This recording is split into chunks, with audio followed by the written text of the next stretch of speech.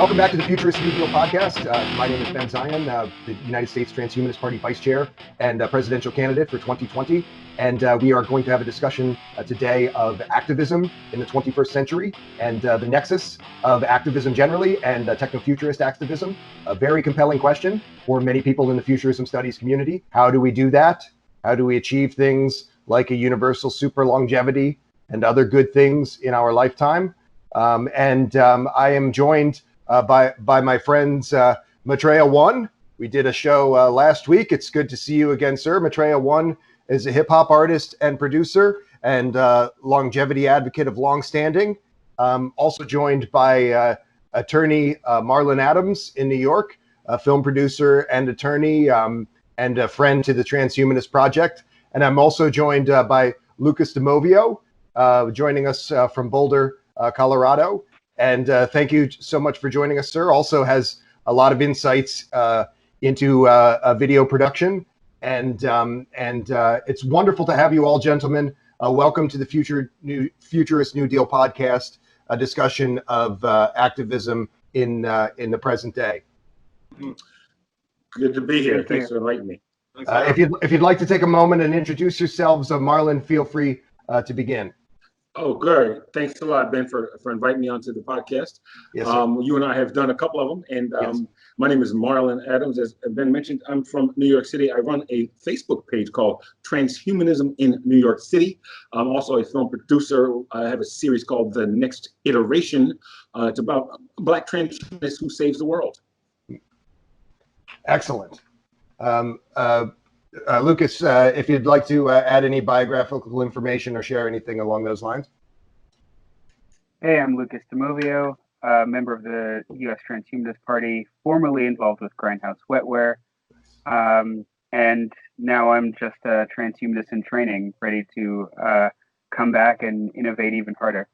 And then, as algorithm enthusiast, I hope we get to some of that discussion in the context of activism and near-term outcomes as well. Maitreya One, it's good to see you again, my friend. How are you, sir? I'm great. Lord Maitreya, hip hop artist, promoting transhumanism in the hip hop world. Nice. All right. So we mentioned already in this discussion life extension, and the other. I'm recalling a time just a few short years ago, in the pre-CRISPR era, when physical life extension seemed a less realistic outcome.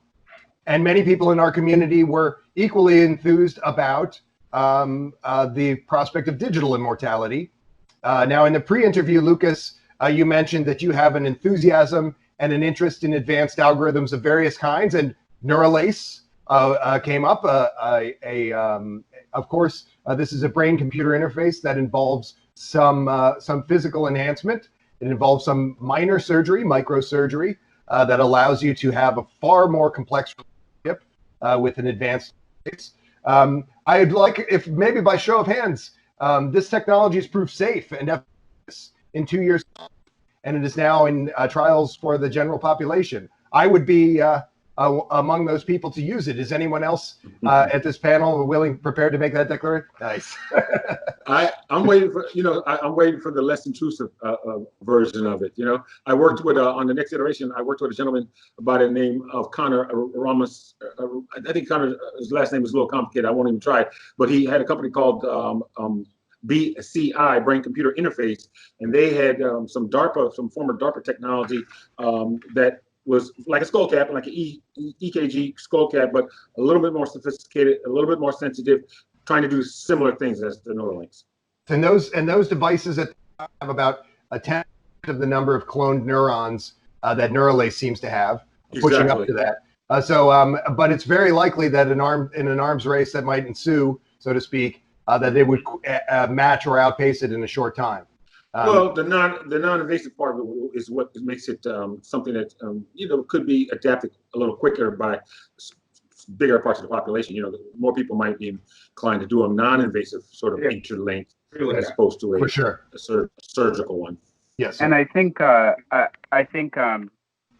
of my main focuses now. I'm only an undergraduate, so people with more education might object, but the main bottleneck is the material science element of it. So if you put a piece of plastic or some foreign metal in your body, you will get rejection, right? So basically, what I'm interested in is making electronics stretchable, flexible, deformable, and biocompatible. Because once you solve that problem, then then you can bring in your undergraduate electrical engineers, and then the sky is the limit. They can do whatever. Right. Right. So, Well, think question about to it you. as On my one. no. I was going to say, let's think about number one, the body is made up, in our nervous system is responsive to our electrochemical matrix, right? So all we're really trying to do is be able to tap into that already established electrochemical matrix. So this notion of a bio patch, which is an invention that not that we've come up with. Obviously, it's in the real world, but it's part of this fantasy world. And the next iteration, this near future drama that I'm working on, they have one of their principal projects is called the bio patch. And what it does, it actually is they've discovered a way to program the electrochemical signals in the body in very specific ways. Yeah, and so it almost seems like the electrical engineering and the computer science algorithms element of brain computer interfacing is way far ahead of the material science and chemistry part, right? So basically, we have a lot of algorithms now that can denoise, decode, make assumptions about what's going on in the brain. Sure. I'm just going to use the brain as an example because that's what we're interested in. The thing is, we can't get devices to stay there, right? So you build this device that costs $800,000 of R&D, probably upwards of that. You implant it into a test animal, and then you get high quality signal for about a week, and then after about a month, the animal either dies or it's rejected, right? So once you solve that hardware issue, then we're in Blade Runner or pick your favorite cyberpunk. Well, this is your wheelhouse, and you have a lot of expertise into this. And I know for a lot of people, they want to bottom line it. So let's say 5 years time, Neuralace. What's the likelihood that Ben Zion can be the Lawnmower Man? Am I going to be upgraded in 5 years time, or is this something that's going to have a little more of an ordinary usage?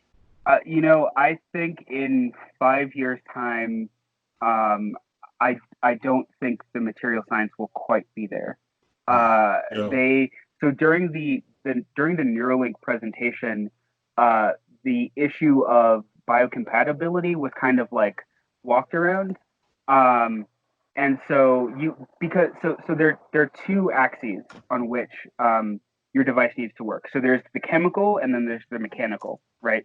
So your cells actually have the ability to sense if something mechanically doesn't jive, right? So if you've got a splinter and your cells have this certain way of deforming, they'll be able to tell that this thing here isn't tissue, right? And so that's how like splinters get pushed out and stuff like that. So it needs to be chemically biocompatible and mechanically biocompatible. And so you need to have some working theory that can predict for both, and then you can begin to build these artificial organs from scratch or these chips from scratch with the intention of putting them in. Now, there is a creature, a primate that has had this upgrade. Neuralace, Elon Musk has some monkeys that have had this done, and I have to admit that I haven't seen as much of the data on what that monkey is able to do relative to another monkey. Do you have any insights into what is the state of the upgrade thus far for with these non-human trials? That information hasn't been released. Yes. I think it was going to come this summer, but with what's going on in the world, probably early first quarter next year. What I can tell you is that they would have had to have the implant functioning in the monkey for more than 2 to 3 months for it to be more impressive than what's going on in labs right now. So on the whole, transhumanists tend to really hold up captains of industry, but I think in brain-computer interfaces, especially implantable, we should really look at what's happening in public universities. Specifically, John Rogers at Northwestern. He's doing amazing work in material science. There's a few more, but I think a lot of this stuff is more fundamental right now. So we're probably looking at more like 15 years. Now, people bet against SpaceX, right, when they were first doing their thing, and they had to eat their word. I would be more than happy to eat my words on this. I really want a Neuralink implant in like 5 years. That'd be awesome. But judging from the things that I've read and the people that I've spoken to, I'm not entirely sure if there will be a something ready for humans in 5 years. Is there any cause for techno pessimism? If I could be I seem to recall the Lawnmower Man was not a feel good movie. If I could be the Lawnmower Man in 15 years, Lucas, you're a young man. It's all of us are likely to experience this if we so inclined, or possibly experience it in the coming years. Does anyone have any reservations about this? Yeah, I'm concerned about compatible issues. So that's what concerns me. If my body's going to reject this stuff, it's a little bit like, to my way of thinking, it's a little bit like getting a breast implant. It's an elective surgery that does have some risk, and yet a fair number of people do it. Or insert elective surgery to no real end here. It doesn't, maybe a breast implant is, but of course, the difference being that it has a significant potential upshot for your productivity and experience. Even going so far as to say that this could create a whole new human experience, a whole new consciousness.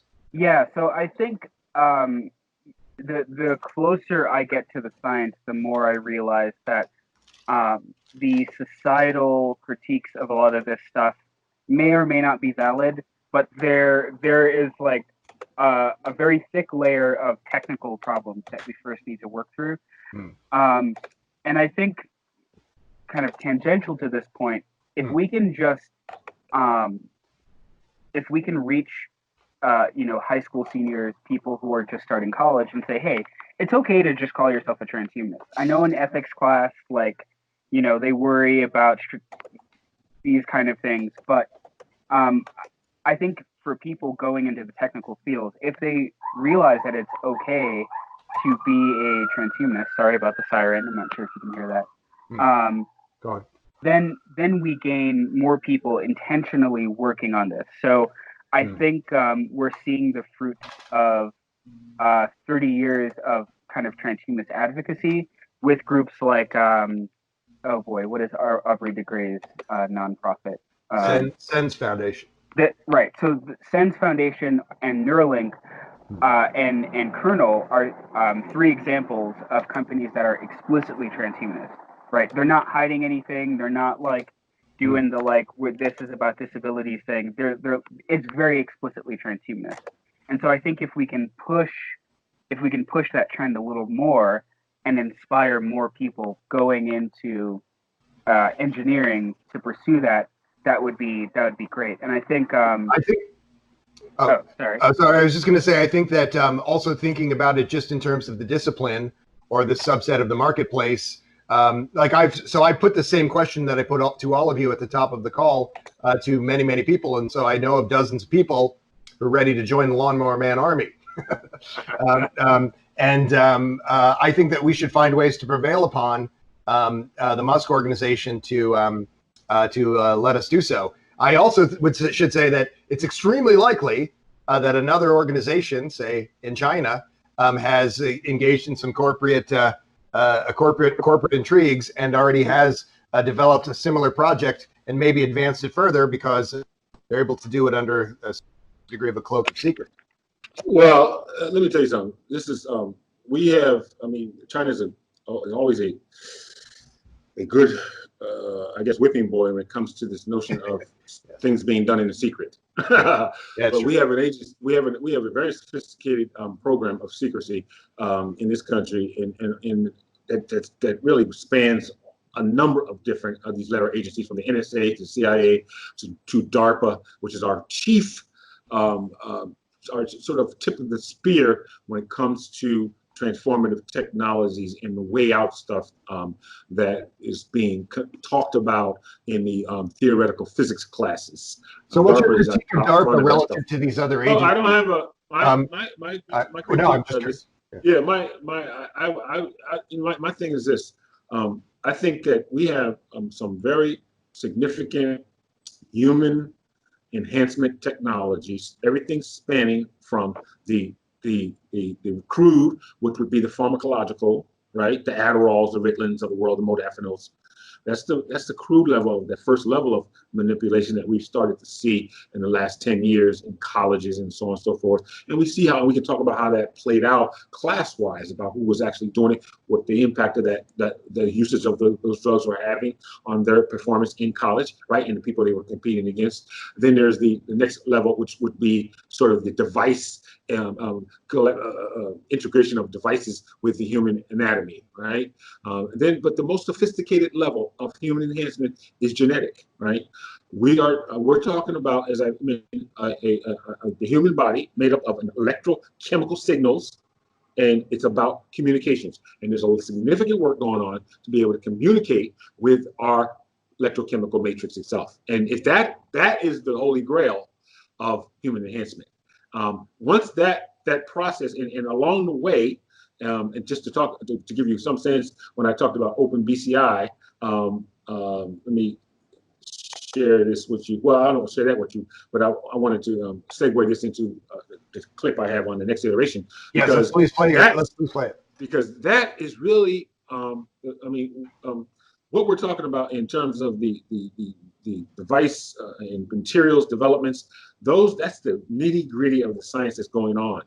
And at each new level of research brings new experimentation and new insights into where we can go, where we are, and where we can go with this stuff. So I think by us, as was mentioned earlier, by us being very focused and very organized around our promotion of this notion of human intelligence and human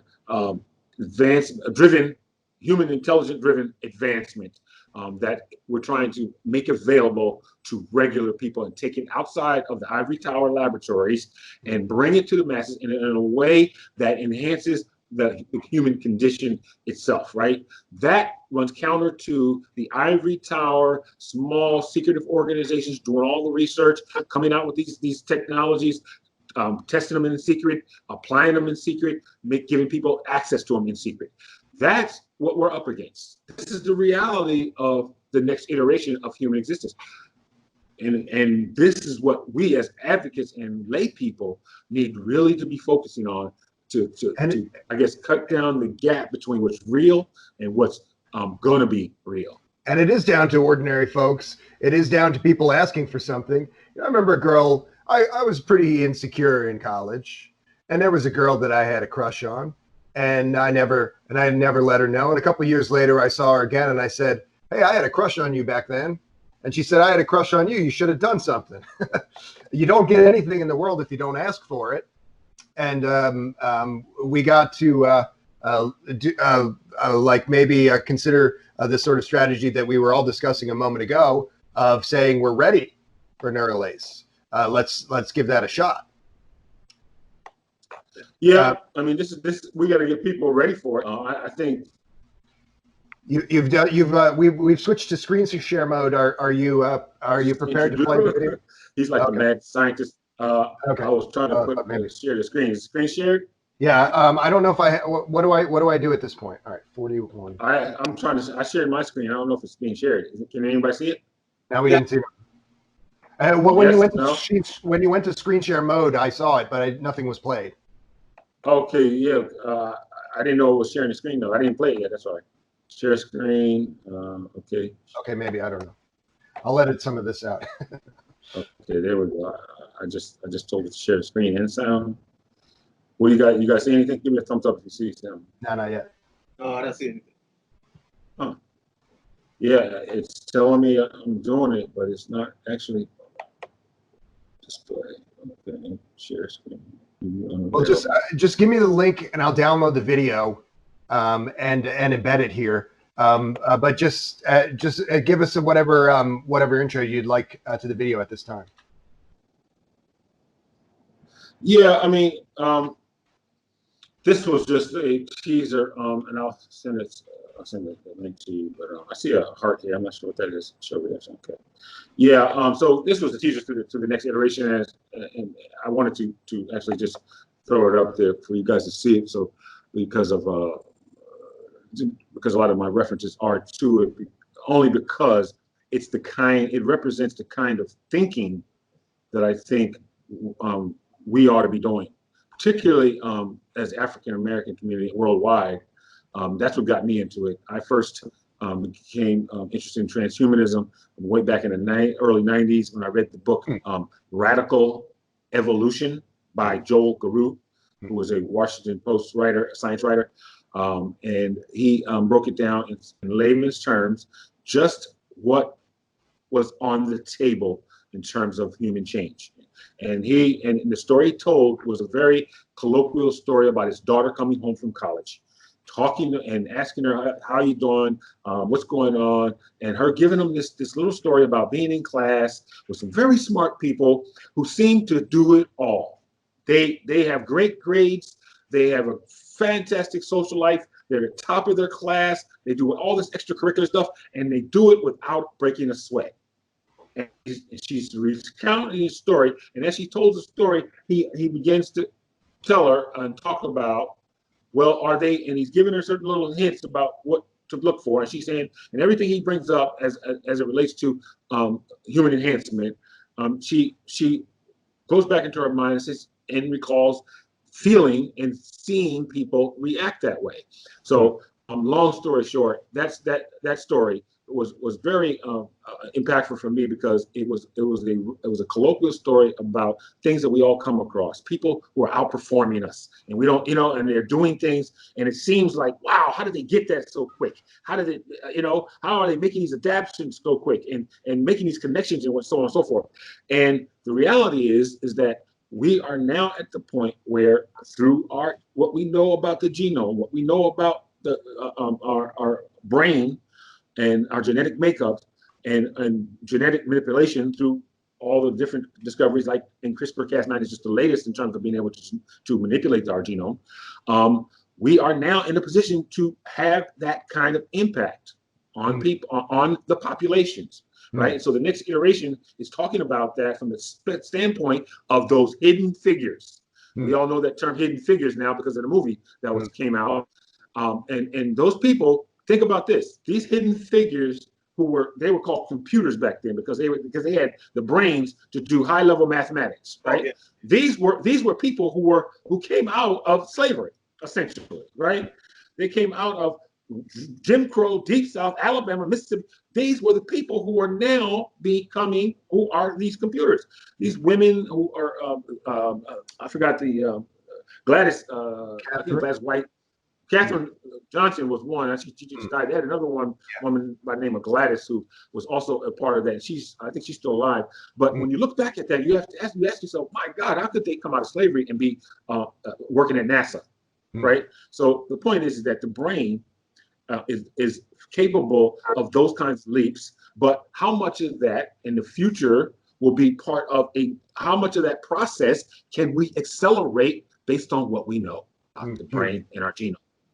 That's what the next iteration is about. And we take some creative leaps to say, in the next 30 years, we will have moved that envelope further down the road. And the whole discussion will be about have and have nots, access and not access, right? And what's the impact of people having this advanced intelligence? Some people having it, some people not. How does it affect the social relationships that we all have? How does it affect the relationships between nations? How does it affect the ability of nations? I mentioned this Lawnmower Man army notion.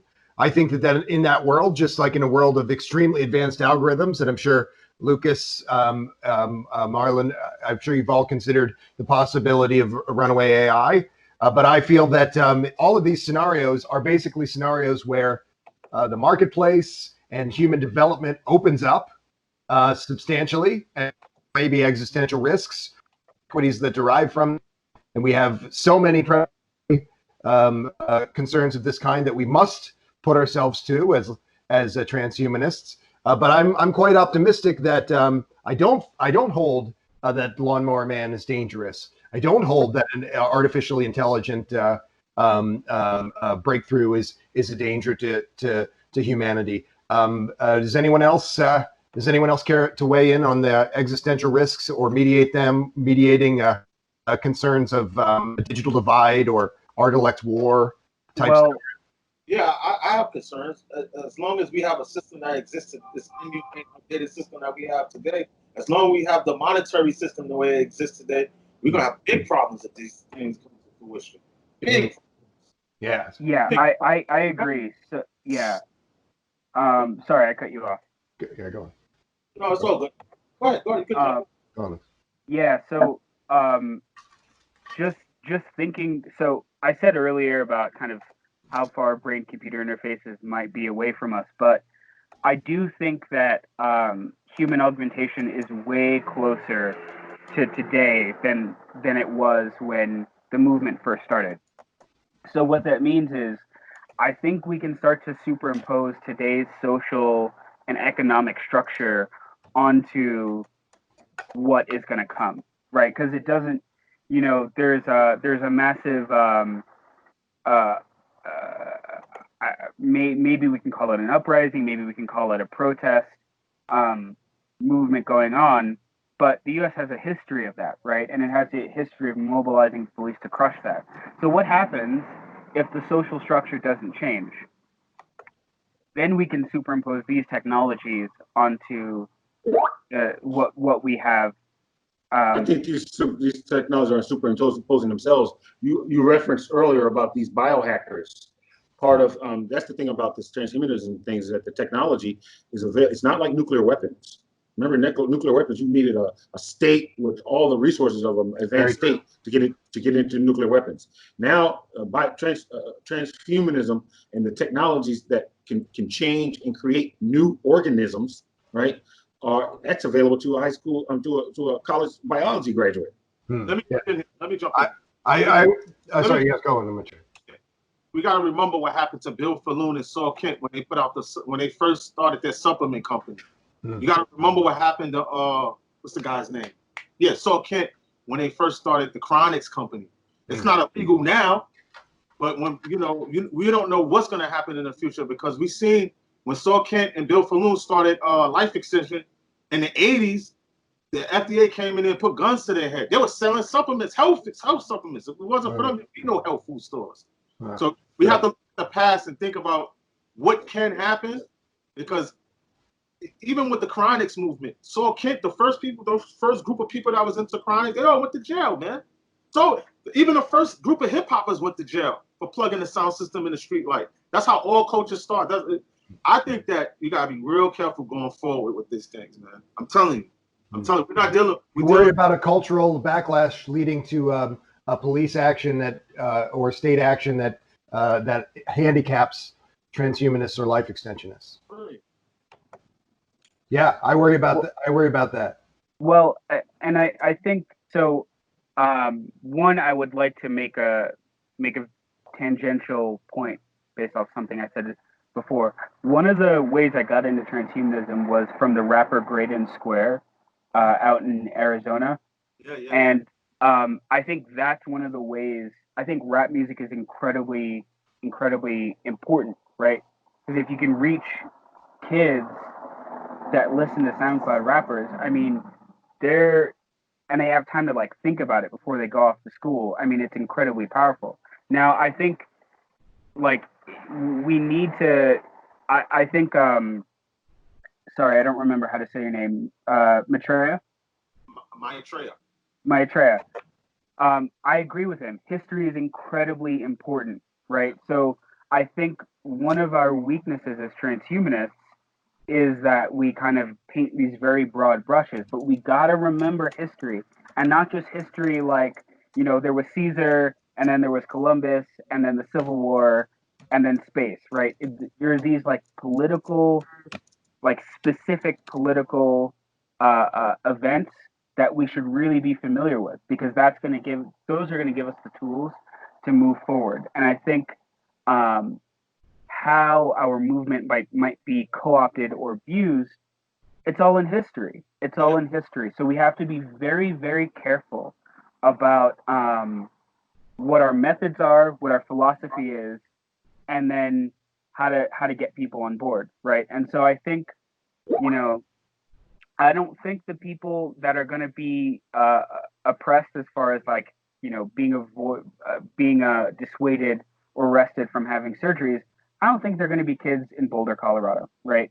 They're going to be kids in Harlem that went to, the 22nd century equivalent of the barbershop to get a new thing, right?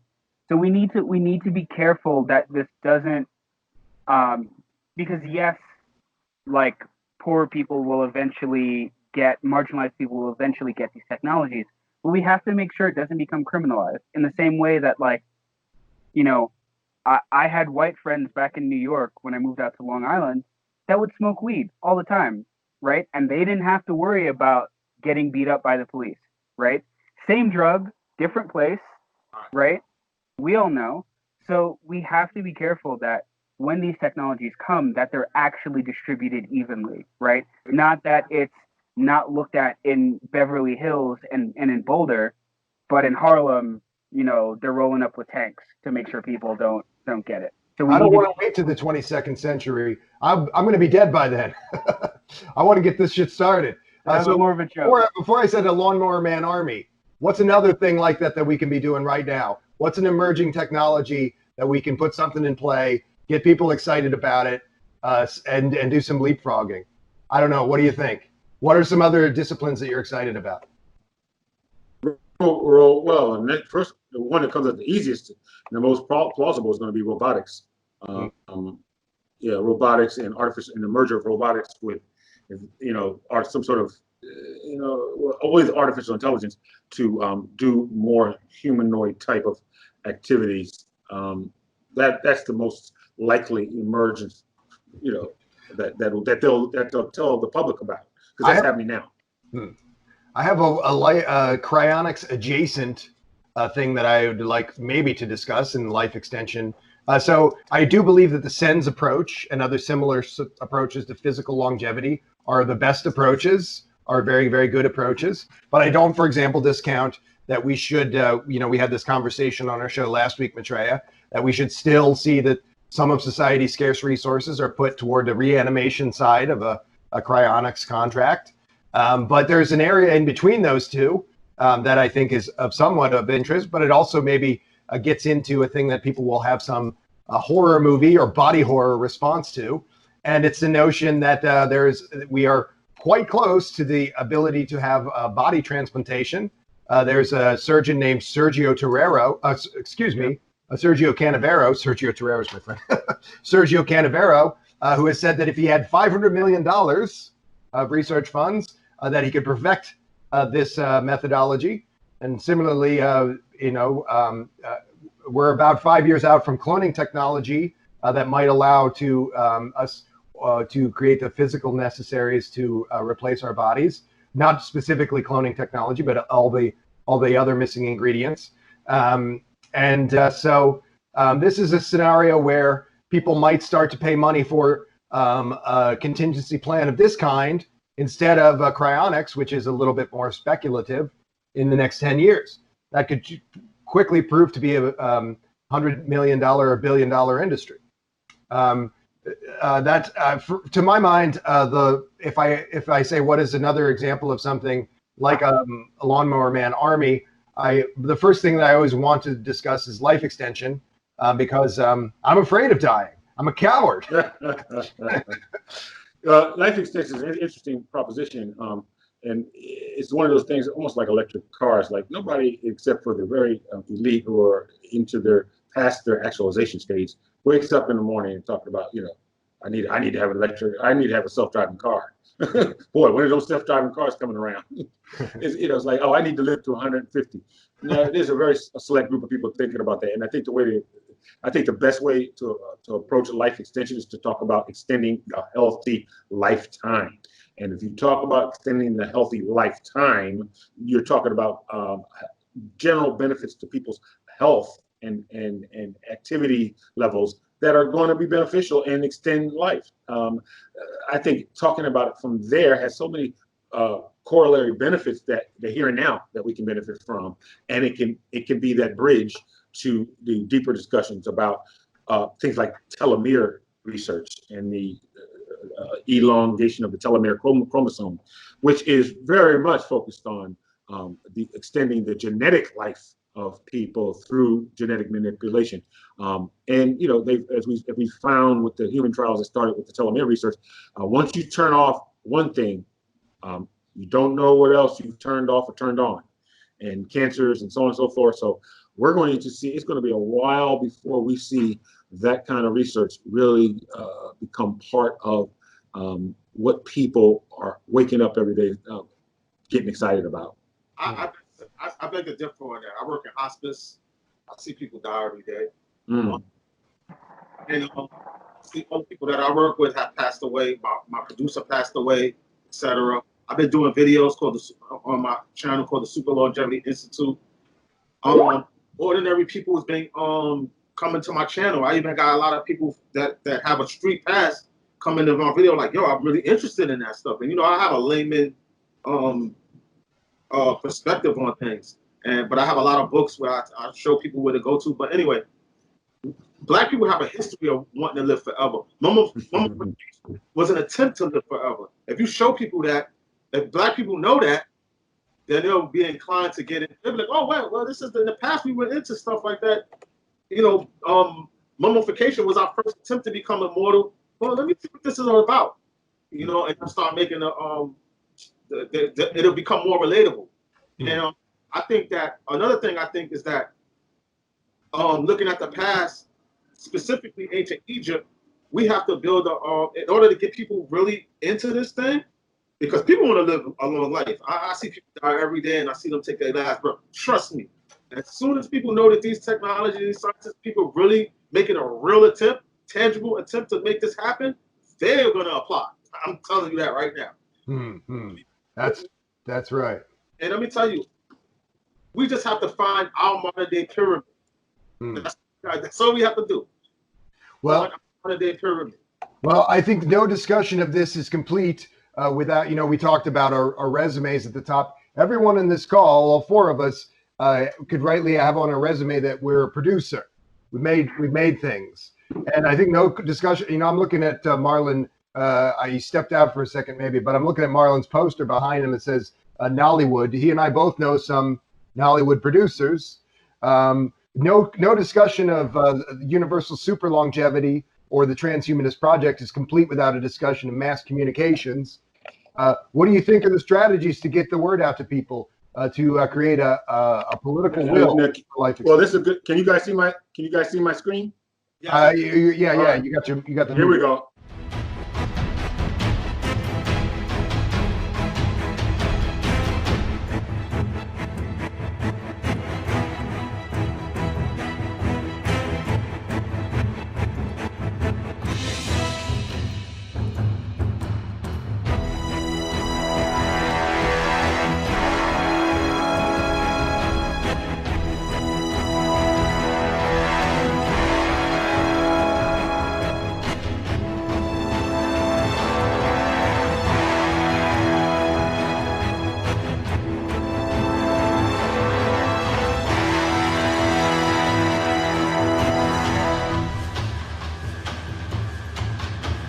This is the next iteration.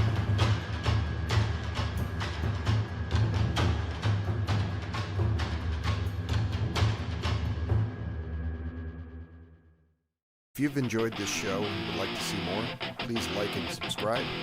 And also check out benzion2020.com for updates on the campaign, and to go to transhumanist-party.org and sign up and become a part of the Transhumanist Party.